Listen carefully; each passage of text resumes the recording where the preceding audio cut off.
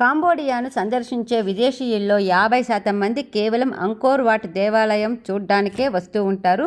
ఈ ప్రాముఖ్యత వల్లనే ఈ టెంపుల్ వారి దేశం జెండా మీద మరియు వారి కరెన్సీ నోట్ల మీద కూడా కనిపిస్తూ ఉంటుంది. ఈ ఆలయం మొత్తం మీద తామర మొగ్గలను పోలిన 9 గోపురాలు ఉండేవి. ఇప్పుడు కేవలము 5 మాత్రమే కనిపిస్తాయి. అందులో మధ్యలో ఉన్న అతి ఎత్తైన గోపురము ఎత్తు 65 మీటర్లు. ఈ అంకోర్ వాట్ ఆలయ నిర్మాణము ఆశ్చర్యకరంగా ఖగోళ శాస్త్రానికి అతి దగ్గరగా ఉండేటట్లు నిర్మించడం జరిగిందని తెలుసుకున్నారు. దీని ఎత్తైన గోపురం మీద నిలబడి చూసినప్పుడు కాంపౌండ్ వాల్ పైన పడే సూర్యకాంతిని బట్టి కాలాన్ని నిర్ణయించేవారు. అదేవిధంగా బయట కూడా అక్షము సూర్యమాన సంవత్సరంలోని రోజుల సంఖ్యతో, వ్యాసము చంద్రమాన సంవత్సరంలోని రోజుల సంఖ్యతో కరెక్ట్ గా సరితూగుతుంది. ఇంకొక విచిత్రమైన విషయము, హిందూ దేవాలయాలు చాలా వరకు అన్ని తూర్పు ముఖంగా ఉంటాయి. అయితే ఇది మాత్రము పశ్చిమ ముఖంగా తెరవబడి ఉంటుంది.